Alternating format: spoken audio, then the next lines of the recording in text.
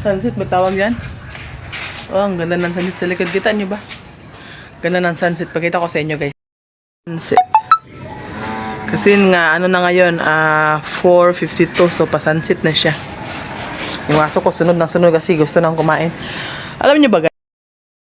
Manakawan. May pangyayari pang na pumasok talaga yung kawatan. Pumasok na siya tapos wala siya nako kasi gusto niya yung kunin yung gadget eh nandun sa kwarto ng kapatid ko. Nakalak. So, simula noon, lagi na lang siyang mga senaryo na mabubuksan yung nakaharang kahoy kasi dumadaan kasi siya dito sa may alambre. Ito, madali lang ito mabuksan. Yan. So, yung ginawa ng kapatid ko ito. Nilagyan niya ng grills. Yan. Oh. Ginawa ng kapatid ko kasi ito yung ito yung harang niya. Bakod. So, ang ginawa ng kapatid ko guys, kasi ilang beses na talagang pumasok dito ang tawag ba yan? Kawatan. So, nilagyan niya ng sin. Sa maubos to dyan. Oh. Yung ginawa nila yan. Kasi nga, lagi nilang pumapasok yung magnanakaw dito sa bakuran. Bag dito na lang ako.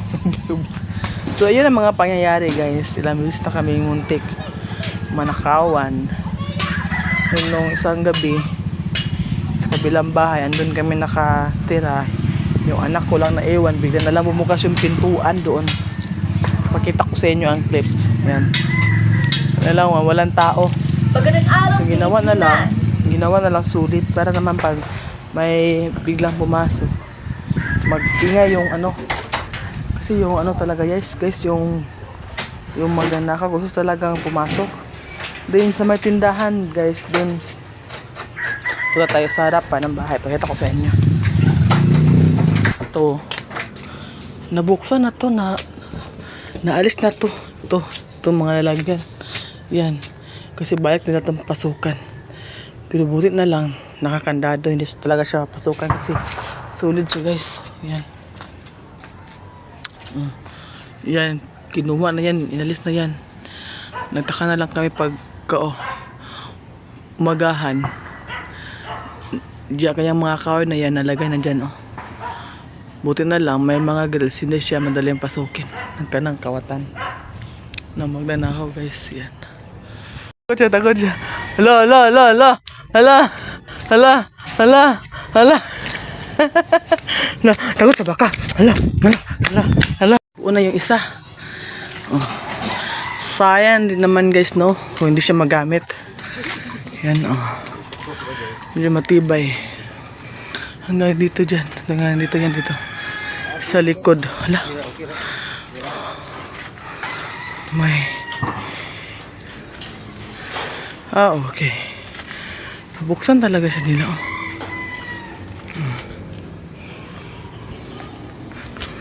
Good, kita niyo? Binuksan niya nila. Ang ginawa nila. Hinihingal ako sa paglalakad, guys, no?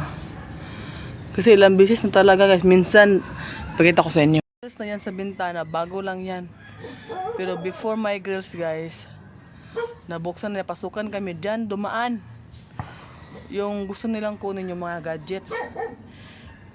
The good thing is yung gadget nasa room sa kapatid ko and then nalock niya yung room. So, kaya hindi nakuha. Yung magnanakaw, pabalik talaga siya dito sa bahay. Kasi wala siya nakuha ng mga gadget.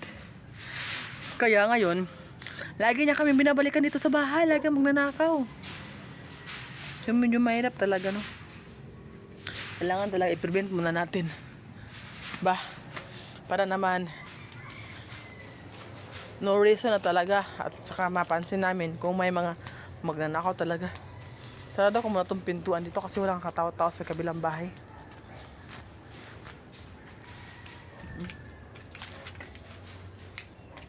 Tayo mga gamit dito Iwan ko na lang. So yun lang guys, yung update namin ngayong hapon. So guys, na lang gagawin ko habang busy sila doon. Busy ako ito kuha ng gulay para ulamin namin. Kasi nga wala kaming ulam mamaya. So dito na lang ako makukuha ng gulay.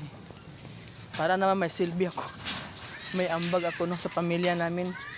Kasi nga wala akong ambag. So ilagay ko dito yung cellphone. Pag may ambag ako sa pamilya namin, kuha ko ng gulay. Ang lalabong na guys. Ito yung ulamin namin.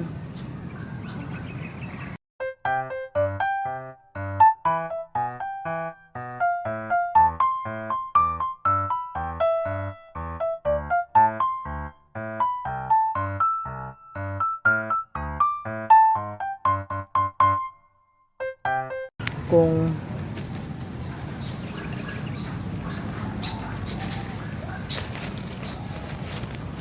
sana mahilig lang ako sa gulay, kaya siguro yung buhay, kaya lang talaga ako mahilig sa gulay. Oy,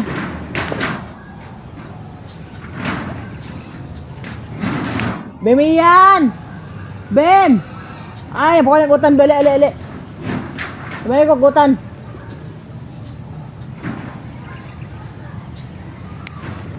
Sarap to pag may okra. May ginamos, ano mas Tagalog yung may bagoong okra. Kaya lang wala kami okra kasi ito na lang. Ito lang kasi ang nandito sa garden. So, ito na lang yung ulamin na yun mamaya. Buto na lang kasi guys, may ulam.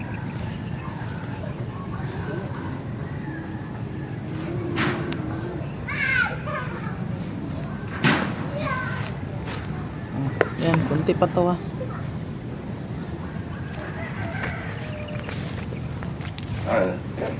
Tayo na. Besto. Yung pinakuha ko dito ako sa kabila. Ayan po, daga na lang dito ako sa kabila. Kasi masarap daw yung puti. Para ako nalilipong guys. Kulang siguro ako sa gulay o dami ng taba. Talaga guys na pag ilagay ko so ito na lang. Mag-ano na lang tayo. Hawakan ko na lang kayo kasi wala akong stand sa cellphone. Nag-order ako ng stand guys. Kaya lang hindi ko nakuha sa Shopee ba yun? Lazada. Kasi nga wala akong pambayad. Ano ba to eh? May mga stand naman ako dati. Kaya lang yun nga naiwan nung nagdimulis pa. So nawala yung mga stand ko lahat. Yung stand ko dati binigay lang din yun sa akin no. So medyo mahirapan ako ngayon. Dami ko mga stand na cellphone ko dati binigay.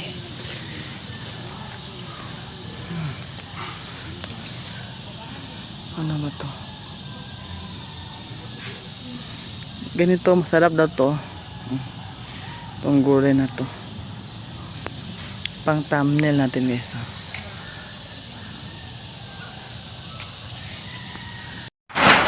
Ayun na anak pa.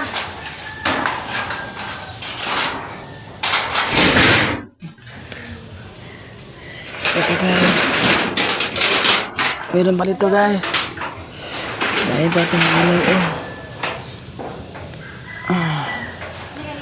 ulamin namin ngayon guys. Lagyan namin ng ginamos. Ito.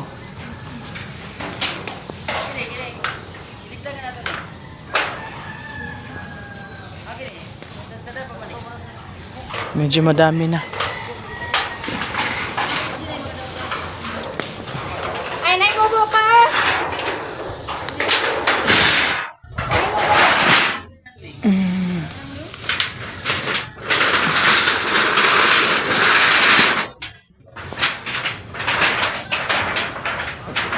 Kinako na natin. Ito na yun ako akong gulay. Medyo madami-dami na ta. Sakto lang to sa amin tatlo, no? So, aalisin natin to. Kasi itatapon to. Ito lang ang matitira eh.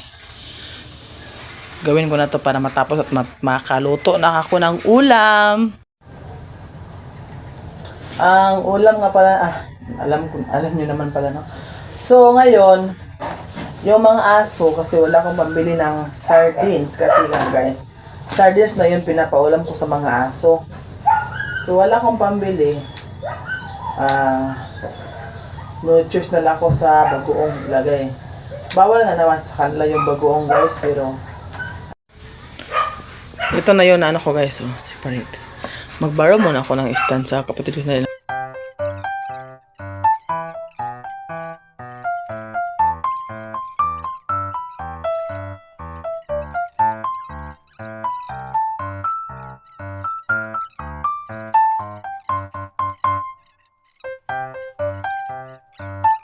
Na yung kinuha kong gulay kanina guys. Pasensya na medyo maiik kasi nanood ako ng video ni Alin Kalip.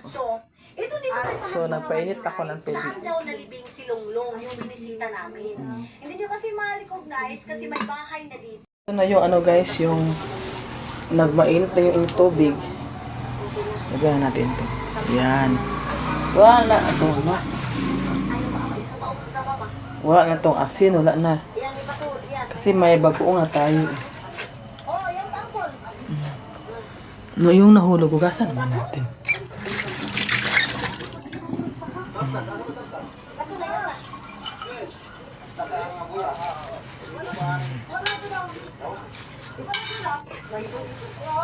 Ito po yung takpan kasi nga madali ang tumaluto. Balik na ako kayo mamaya. And guys, naluto na siya. So, inaano ko lang siya half cook. Kasi pag i-fully cook mo talaga siya, ano siya, naman tawag yan sa Tagalog yung malata. So, andito yung bagoong. Ito. Ilagay natin. Yan lang yung ulam namin guys. Hindi ka lang gutumin kasi wala na kaming suka. Maganda to pag may biniga. Wala na kasi kami biniga dito. Wala na, ubos talaga guys. Mix natin to. Harap na to ang ulam. Wala ka nang hahanapin pa. Ito, lagyan mo ng yan. So, una akong kakain. Sarap to eh. Ako nagluto eh. May natirang bahaw dito. Tsaka may isang ito. Ito na yung kakainin ko. So, kain tayo. Bon appetit, everyone. Yan. Kain na tayo, guys. Ito yung ulam.